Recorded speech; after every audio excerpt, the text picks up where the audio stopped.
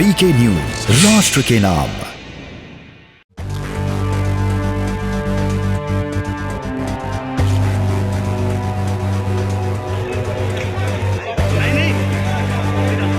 नुपुर शर्मा के बयान को लेकर छिड़ा विवाद थमने का नाम नहीं ले रहा है। नुपुर के बयान को लेकर देश में स्थिति हिंसात्मक हो चुकी है। हालात इस कदर संजीदा हो चुके हैं कि नुपुर के बयान के समर्थन करने पर लोगों को जान से मारने की धमकियां दी जा रही हैं। एक नहीं, दो नहीं, तीन नहीं, बल्कि देश के कई राज्यों में लोगों को नुपुर के बयान का समर्थन करने पर जान से मारने की धमकियां दी जा रही हैं। इतना नहीं, उदयपुर और अमरावती में तो नुपुर के बयान का समर्थन करने पर बर्बर हत्याकांड को भी अंजाम दिया गया। अब ऐसी स्थिति में ये पूरा मामला आगे चलकर क्या कुछ रुख अख्तियार करता है, इन सब पर सभी की निगाहें टकी रहेंगी। लेकिन शायद आपको पता हो कि बीते दिनों नुपुर के बयान को लेकर सुप्रीम कोर्ट ने अपनी सुनवाई में जिस तरीके से बीजेपी की पूर्व प्रवक्ता पर यहाँ पर टिप्पणी की थी, उसे देश के एक बड़े वर्ग ने विरोध किया था। बता दें कि कोर्ट ने अपनी सुनवाई में नुपुर को दोषी ठहराते हुए कहा था, क्या देश आपकी वजह से जल रहा है? आपको टीवी पर इस तरीके के जहरीले बयान देने से गुरेज करना चाहिए। इतना ही नहीं, कोर्ट ने नुपुर शर्मा से टीवी पर पूरे देश से माफी मांगने की भी हिदायत दी थी। हालांकि अब कोर्ट की इस टिप्पणी का किसी ने विरोध किया तो किसी ने समर्थन।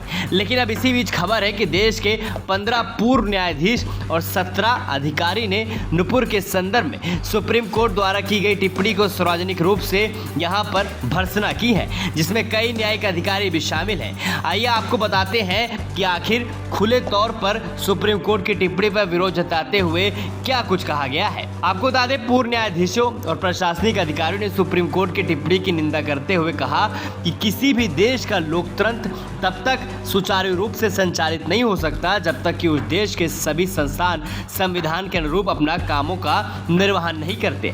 बयान में कहा गया है कि बीते दिनों सुप्रीम कोर्ट ने दोनों को ही न्यायाधीश जस्टिस सूर्यकांत और पार्डीवाला ने न्यायपालिका के लिए निर्धारित की गई लक्ष्मण रेखा का अतिक्रमण करने पर हमें मजबूर किया। हम इस तरह का निंदात्मक बयान जारी करेंगे। इतना ही नहीं, दोनों ही जजों को टिप्पणी ने देश ही नहीं बल्कि विदेश में भी लोगों को सदमा पहुंचाया है। बयान में इस बात को लेकर हैरानी जताई गई है कि संयुक्त रूप से इस बयान को टीवी पर प्रसारित किया जा रहा है, जो कि दुर्भाग्यपूर्ण है। इतना ही नहीं, ये बेहद दुर्भाग्यपूर्ण है कि सुप्रीम कोर्ट ने बिना कारण बताए सुनवाई करने से साफ इनकार कर दिया। जिस तरीके से कोर्ट ने देश में जारी हिंसात्मक स्थिति के लिए सिर्फ और सिर्फ नुपुर शर्मा को जिम्मेदार ठहराया है, ये दुर्भाग्यपूर्ण है। आपको जिस तरीके से इस पूरे मामले पे क्या कुछ कहना है, हमें कमेंट करके जरूर बताइए। लेकिन उससे पहले हम आपको पूरा माजरा विस्तार से बता देते हैं। दरअसल बीते दिनों ज्ञानवापी मस्जिद को लेकर होने वाली डिबेट में बीजेपी की पूर्व प्रवक्ता नुपुर शर्मा के कथित तौर पर पैगंबर मोहम्मद के संदर्भ में विवादित टिप्पणी की गई थी, जिसे लेकर पूरे देश में नुपुर का विरोध किया गया था और स्थिति भी हिंसात्मक हो चुकी थी। लेकिन जिस तरीके से महज नुपुर का समर्थन करने पर लोगों को जान से मारने की धमकी दी जा रही है, वह यकीनन अपने आप में चिंता का विषय है। बहरहाल ऐसी स्थिति में ये पूरा माजरा क्या कुछ रुख अख्तियार करता है, इस पर तो सभी की निगाहें टिकी रहेंगी। लेकिन तब तक के लिए अब आपकी क्या राय है इस पूरी खबर को लेकर, हमें कमेंट सेक्शन में जरूर बताइएगा। ब्यूरो रिपोर्ट, अमन, वीके न्यूज़।